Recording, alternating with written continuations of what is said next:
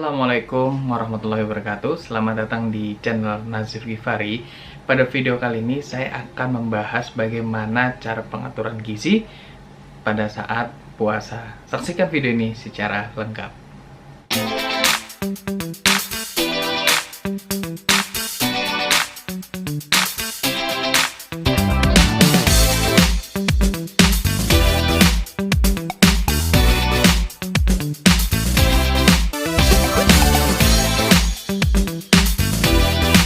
Bicara mengenai puasa, sebenarnya ini bukan hal yang baru ya bagi umat muslim, terutama ketika menjalani ibadah puasa.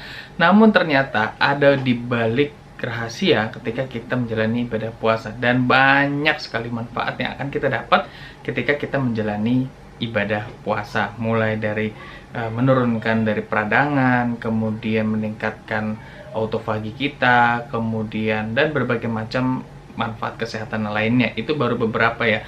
Namun bagaimana sih pengaturan gizi saat kita berpuasa? Yang harus diperhatikan adalah ketika Anda sebenarnya tidak berjauh beda ya antara kita puasa dan tidak puasa mengenai jumlah kalorinya, tapi yang akan membedakan adalah waktu makannya, yang dimana kalau puasa kita hanya jatah 2 ketika sahur dan ketika nanti berbuka. Tentu kalau kita saat hari biasa kan 3 kali makan, mungkin bisa lebih gitu ya. Namun yang harus diperhatikan adalah pengaturan pola makan saat kita puasa. Kalau sahur sekitar 40% dari kebutuhan gizi kita, kemudian saat berbuka 60%. Tapi 60%-nya itu bisa kita breakdown. 10% nanti ketika kita mau berbuka, 30-35 ketika kita makan. Kemudian yang terakhir adalah 10% mungkin ketika nanti setelah kita tarawih, kita mengonsumsi buah atau mengonsumsi makanan-makanan yang sumber vitamin, mineral. Namun kuncinya adalah tetap gizi seimbang. Artinya ada karbohidrat, ada protein, lemak, vitamin, dan mineral, dan semua harus sesuai kebutuhan gizi kita. Yang hal-hal diperhatikan adalah ketika kita berbuka puasa, tiba-tiba langsung kita yang mengonsumsi manis-manis, kemudian kita yang banyak warna-warna, apa yang mengakibatkan pada tubuh kita yang akan terjadi adalah ketika gula darah yang awalnya rendah, kemudian kita konsumsi minuman tanda kutip ya, minuman manis, ada susunya, ada sirupnya, ada gulanya mungkin gitu ya, kadar gula darah kita langsung naik gitu ya. Makanya itu yang bisa menyebabkan ketika Anda berbuka puasa, kepalanya kita nggak nyaman gitu ya. Nah, itu bisa jadi salah satunya akibat dari terlalu kelebihan minuman yang manis ataupun bukaan yang manis. Padahal memang kita disarankan adalah berbuka yang gizi seimbang atau berbuka yang disarankan. Memang yang paling tepat adalah air putih, kemudian mengonsumsi 3 buah kurma. Nah, itu yang paling pas.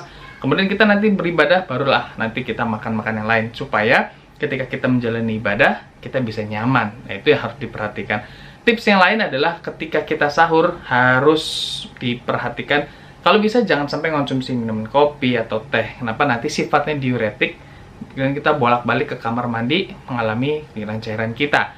Makanya itu yang harus kita perhatikan. Nah, hal yang lain adalah yang harus kita perhatikan ketika nanti berbuka ataupun nanti sahur, terutama terapkan adalah gizi seimbang. Kalau misalkan sahur gitu ya, pilihlah nanti ada konsumsi buahnya, terutama buah-buah yang mengandung air yang tinggi. Apa sih contohnya? Ada melon, pepaya, semangka. Nah, itu bagus sekali yang harus kita konsumsi nanti ketika kita sahur gitu ya. Nah, itu bagus sekali. Kemudian apalagi sumber-sumber protein itu juga menjadi poin penting ketika nanti kita mau sahur atau nanti kita berbuka. Jangan sampai kita protein mengalami kekurangan. Nah, itu menjadi poin penting.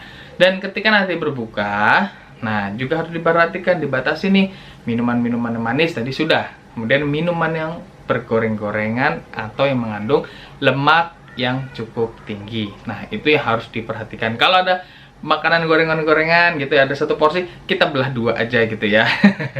Itu salah satu strategi yang bisa kita terapkan. Tapi memang kalau yang biasa terjadi, kenapa sih pas bulan puasa itu berat badan kadang-kadang stabil-stabil ataupun cenderungnya turun, tapi nanti setelah kita lebaran badan kita tuh akan naik. Nah, itu yang harus kita perhatikan. Ternyata bisa jadi pola makannya kita dari puasa ataupun tidak berpuasa tidak jauh beda.